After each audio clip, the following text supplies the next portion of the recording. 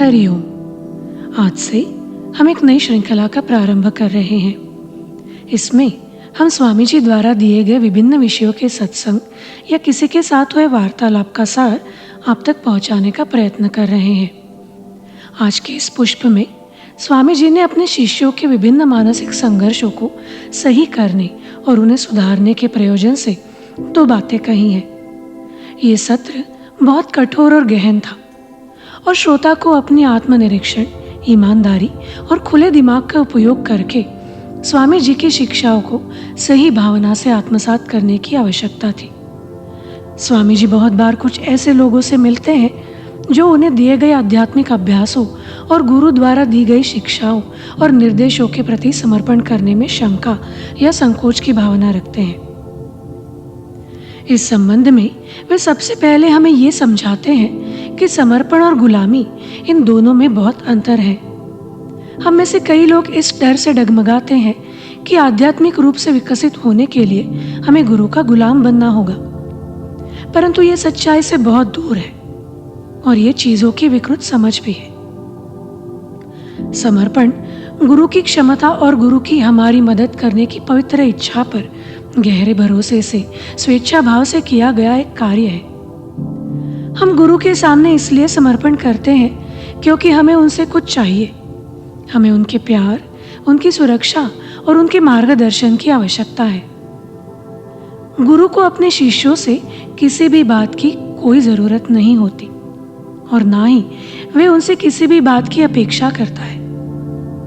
दूसरी ओर दासता या गुलामी हमारी इच्छा के विरुद्ध हमारे अधिकारों का हनन है।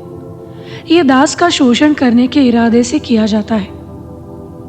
यह उसके स्वामी की ओर से एक स्वार्थ का कार्य है। साथ ही हमें यह भी समझना चाहिए कि गुरु के प्रति समर्पण का अंतिम लक्ष्य केवल और केवल हमारा अपना आध्यात्मिक लाभ है। आत्म साक्षात्कार हमें वास्तव में मुक्त कर देगा। दूसरी ओर दासता का अंतिम लक्ष्य दास की स्वतंत्रता को पूरी तरह से नष्ट करना और उसे उसके स्वामी से बांधे रखना है। यद्यपि स्वामी जी हमारे विवेक को यह समझाने और गुरु के प्रति समर्पण के कार्य के प्रति हमारी विकृत मानसिकता को ठीक करने के लिए प्रेरित करते हैं। कल्पना करें कि एक दिन हम अपने राष्ट्र को अपनी सेवाएं पूरी तरह से अर्पित कर देंगे। तदनुसार हमें किसी देश की सशस्त्र सेनाओं में प्रशिक्षित और नियुक्त किया जाता है। हमें युद्ध के लिए तैयार रखने के लिए राष्ट्र द्वारा भोजन, वस्त्र और यहाँ तक कि हथियार भी दिए जाते हैं। अब एक दिन ऐसा आएगा जब हमें मातृभूमि की संप्रभुता की रक्षा के लिए युद्ध लड़ना होगा, लेकिन हम अपने हथियार छोड़कर युद्ध क्षेत्र से भाग जाएंगे। आपको क्या लगता है कि ऐसी परिस्थिति में क्या होगा? निस्संदेह हम पर कोर्ट मार्शल किया जाएगा और हमारी कायरता पर दाग लगाया जाएगा। हमें कभी भी सशस्त्र बलों में प्रवेश करने का फिर से अवसर नहीं दिया जाएगा। इसी तरह स्वामी जी बताते हैं कि आत्मसमर्पण का कार्य केवल बहादुर हृदय वालों के लिए ही है। अगर हम आज अपनी महान निष्ठा का अनुरोध करते हैं और केवल स्वार्थ के कारण उनकी शिक्षाओं, उनके आश्रय, उनके मार्गदर्शन से दूर भागते हैं, तो हम स्वयं ईश्वर द्वारा कोर्ट मार्शल किए जाएंगे। यहाँ भागने का अर्थ है शिष्य की ओर से स्वार्थ के विभिन्न कार्य। इसमें गुरु की अवज्ञा में आध्यात्मिक साधना को छोड़ना, आत्मक्षति, नशीले पदार्थों का सेवन, यहाँ तक कि शराब और अन्य बुराइयों में लिप्त होना समाविष्ट है। लेकिन ये सीमित नहीं है। इसमें खुद की जान लेने का गंभीर और अक्षम्य पाप भी समाविष्ट है। गुरुजी हमें जीवन समाप्त करने जैसे मूर्खतापूर्ण कार्य करने के विरुद्ध कड़ी चेतावनी देते हैं। जब कोई व्यक्ति ऐसा करता है तो उसकी आत्मा आध्यात्मिक विकास के निम्नतर स्तर पर युगों युगों के लिए अभिशप्त हो जाती है।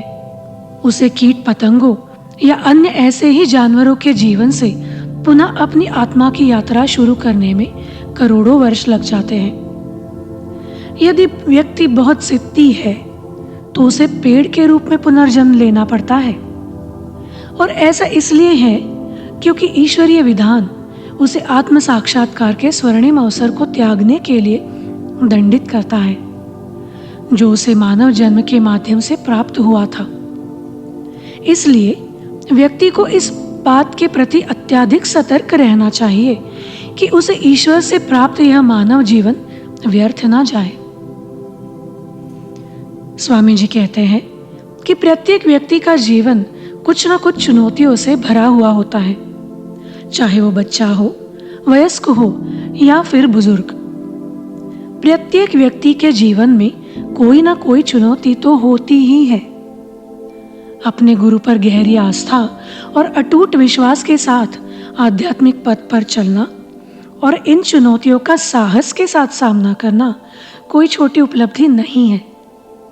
इस सुंदर यात्रा का पहला कदम समर्पण है, और इसलिए वे हमें गुरु के सामने समर्पण करने से पहले सावधानी पूर्वक और निश्चित रूप से सोचने के लिए प्रेरित करते हैं।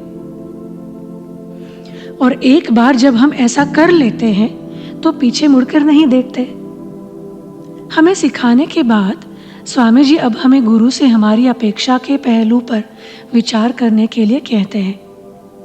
हम कई बार ये अनुभव करते हैं कि हमारे गुरु को हमें अधिक प्यार, अधिक ध्यान, अधिक समय और अधिक ऊर्जा देनी चाहिए।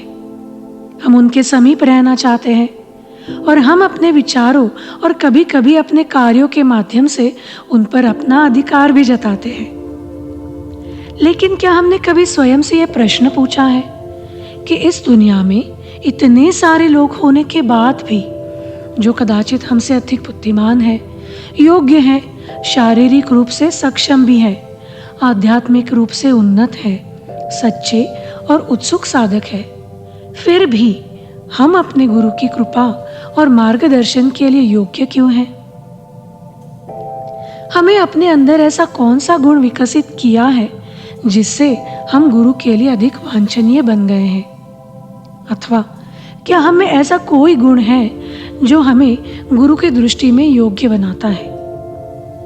एक सच्चा शिष्य अपने भीतर आध्यात्मिक रूप से उत्कृष्ट गुणों को विकसित करने के लिए धैर्यपूर्वक तथा लगातार स्वयं पर काम करता रहता है।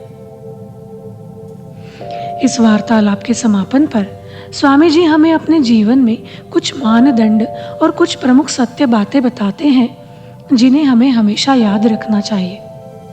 पहली बात, समर्पण तभी करें जब आप स्वयं चाहें। गुरु आपको ऐसा करने के लिए कभी नहीं कहते।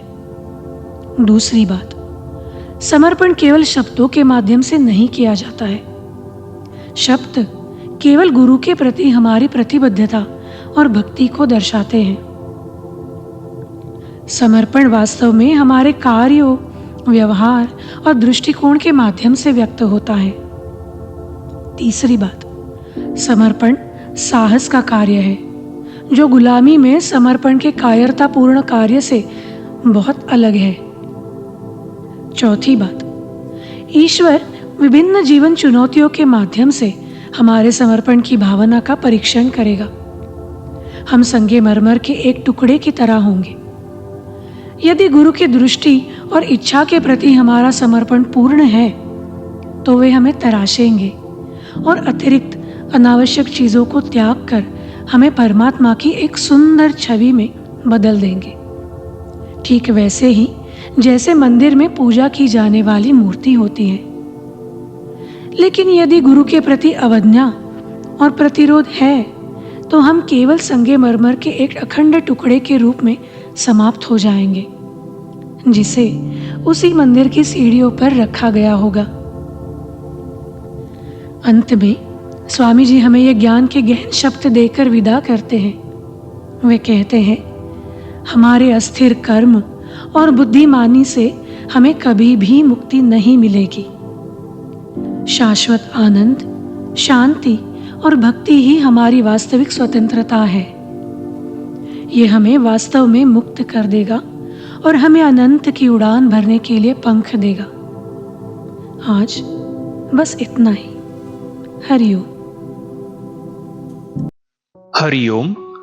आप सभी साधकों को सादर प्रणाम। YouTube के माध्यम से पूज्य स्वामी जी के सत्संग और क्रिया योग की शिक्षाएं आप तक पहुंचाने का प्रयास हमने शुरू किया है। कृपया स्वयं सुने और दूसरों तक भी यह ज्ञान पहुंचाएं। स्वामी जी की पुस्तकें Amazon पर भी उपलब्ध है। इच्छुक साधक वहां से प्राप्त कर सकते हैं। निस्पृह योग क्रिया योग आपका स्वागत करता है। स्वामी जी की वाणी को अधिक से अधिक लोगों तक पहुंचाने में सहयोग करें। हरिओम।